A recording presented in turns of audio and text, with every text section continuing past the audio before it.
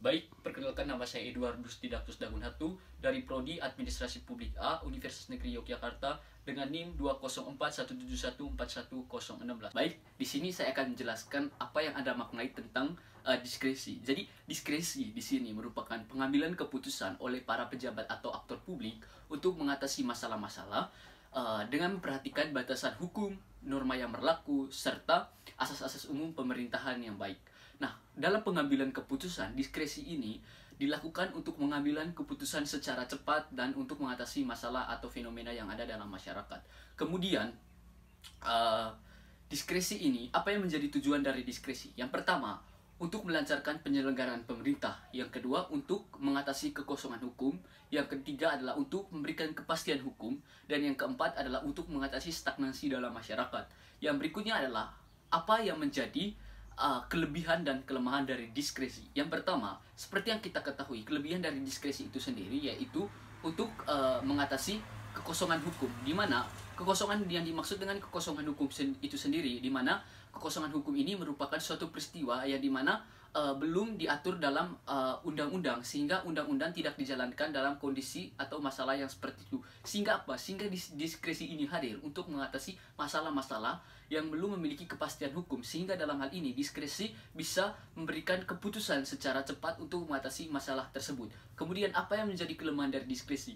Kelemahan dari diskresi ini yang pertama adalah terjadinya konflik kepentingan, yang seperti yang kita ketahui bahwa konflik kepentingan, di mana dalam diskresi yang mengambil keputusan adalah pemerintah.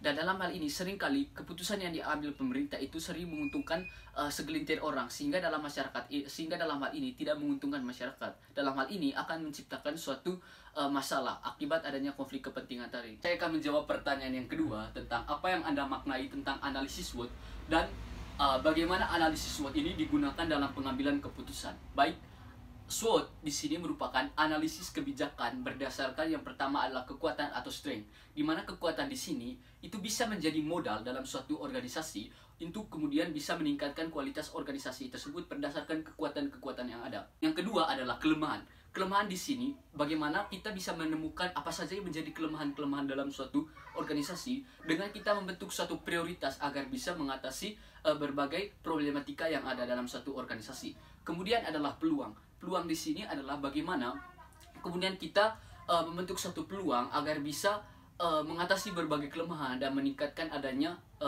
kelebihan dalam suatu organisasi agar terciptanya kualitas organisasi itu sendiri. Yang berikut adalah ancaman.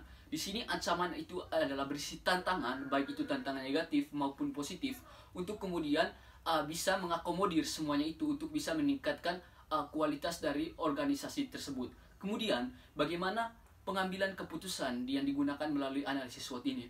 Nah, pengambilan keputusan yang digunakan melalui analisis SWOT ini yaitu menganalisa dengan melakukan evaluasi terhadap berbagai faktor yang ada, baik faktor kekuatan, faktor kelemahan, faktor peluang, dan faktor tantangan.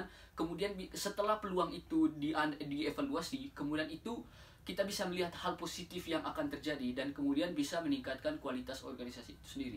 Di sini saya akan menjawab pertanyaan yang ketiga, bagaimana manajemen konflik digunakan dalam pengambilan keputusan. Sebelumnya saya akan menjelaskan atau mendefinisikan pengertian manajemen konflik menurut para ahli, yaitu menurut Ade Foren tahun 2010 mengatakan bahwa manajemen konflik merupakan cara yang dilakukan oleh pemimpin dalam suatu organisasi untuk mengurangi dan menyelesaikan konflik yang bertujuan untuk meningkatkan kinerja individu dan meningkatkan produktivitas organisasi. Kemudian bagaimana manajemen konflik ini digunakan untuk atau dalam pengambilan keputusan, di mana manajemen konflik ini itu dilakukan bertujuan untuk mengurangi atau mencegah serta mengelola adanya konflik dalam suatu organisasi agar konflik tersebut bisa digunakan untuk meningkatkan kualitas dari organisasi. Dan menjelaskan soal tentang bagaimana pengambilan keputusan berdasarkan sumber masalah dan bagaimana penerapan serta contohnya. Baik, pengambilan keputusan berdasarkan sumber masalah adalah pengambilan keputusan yang didasarkan pada dua atau lebih alternatif, di mana pilihan atau alternatif tersebut dapat berupa serangkaian tindakan baru atau serangkaian tindakan lama, di mana semakin banyak pilihan dalam pengambilan keputusan, maka pilihan tersebut akan semakin kompleks. Dalam pengambilan sumber masalah, pengambilan keputusan berdasarkan sumber masalah ini ada dua bentuk, yaitu adalah pilihan sederhana dan yang kedua adalah pilihan kompleks. Yang pertama adalah pilihan sederhana. Pemilihan sederhana atau pilihan sederhana di sini merupakan pilihan yang bersifat tunggal, memerlukan waktu yang cukup sedikit dan hasilnya sangat pasti. Seperti contohnya di sini adalah misalnya penetapan kenaikan upah yang dilakukan oleh seorang manajer perusahaan dalam meningkatkan kepuasan bagi para bawahannya. Di sini manajer di sini sebagai pilihan tunggal di sini. Kemudian adalah pilihan kompleks. Nah, pilihan kompleks di sini merupakan pilihan yang memerlukan waktu yang cukup lama dan melibatkan berbagai pihak. Nah, seperti contoh di sini, contohnya adalah misalnya pembangunan atau pemekaran provinsi NTT.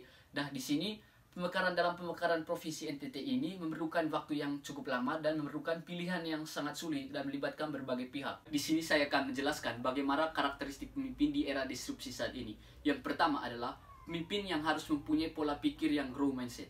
Pola pikir yang growth mindset artinya bahwa pemimpin di sini harus bisa melakukan pemikiran-pemikiran yang baru serta melakukan pendekatan-pendekatan yang baru guna untuk meningkatkan kualitas suatu organisasi. Yang kedua adalah pemimpin di sini harus mempunyai sifat integrator dan kolaborator. Artinya bahwa pemimpin di sini harus bisa memadukan antara kondisi perusahaan yang sebelumnya sedang berkembang dengan kemudian memadukan dengan perubahan yang ada menjadi lebih maju atau menjadi organisasi itu memiliki kualitas yang sangat bagus. Dan yang ketiga, di sini organisasi harus mempunyai sisi pemberdayaan atau seorang pemimpin harus bisa melakukan pemberdayaan. Pemberdayaan yang dimaksud adalah bagaimana organisasi kemudian bisa hidup mandiri untuk mengatasi masalah-masalah yang ada dalam suatu organisasi. Kemudian yang keempat bahwa organisasi di sini harus bisa melakukan suatu kreativitas dan inovasi yang baru. Kreativitas dan inovasi yang baru artinya bahwa organisasi harus bisa melakukan inovasi yang baru terhadap perubahan-perubahan yang ada. Agar apa? Agar dapat menciptakan eksistensi yang bagus dari suatu perusahaan tersebut. Dan dimana seperti yang kita ketahui perubahan semakin berkembang. Oleh karena itu perubahan semakin maju. Oleh karena itu perlu adanya suatu inovasi baru agar bisa organisasi tersebut bersaing di ranah nasional maupun internasional. Dan yang terakhir adalah pemimpin harus bisa melakukan manajemen terhadap risiko. Nah, manajemen terhadap risiko yaitu adalah meminimalisir segala risiko yang ada agar terhindar dari segala potensi-potensi yang dapat mengganggu eksistensi dari perubahan tersebut. Di sini saya akan menjawab pertanyaan berikutnya, yaitu bagaimana peran pemimpin dalam pengambilan keputusan di era disrupsi saat ini. Baik, peran pemimpin dalam era disrupsi saat ini sangat besar, yaitu pemimpin dalam hal ini melakukan manage secara besar dalam suatu perubahan, di mana dalam hal ini seorang pemimpin itu melakukan atau menghandle segala sesuatu yang ada di dalam suatu organisasi. Selain itu, para pemimpin juga di sini harus bisa mempersiapkan suatu organisasi baik dari segi kualitas sumber daya manusia dari organisasi tersebut, kemudian mempersiapkan segala prasarana yang berkaitan dengan perubahan-perubahan yang ada. Agar apa? Agar kemudian organisasi tersebut bisa melakukan kompetensi baik di ranah nasional maupun di ranah internasional. Kemudian yang pertanyaan yang berikut adalah apa yang dibutuhkan dalam pengambilan keputusan di era disrupsi saat ini?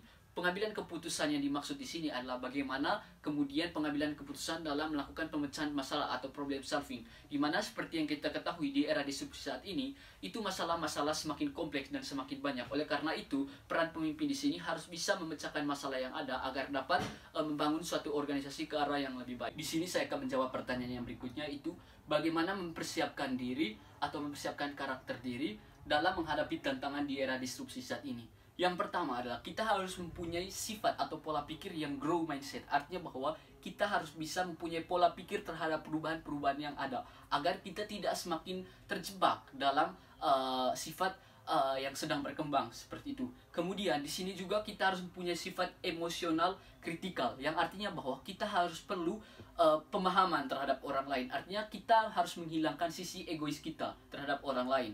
Kemudian yang ketiga, kita harus mempunyai sifat mindful, artinya kita harus bisa menghilangkan sikap egosentrisme yang ada di dalam diri kita dan perlu menghargai orang lain.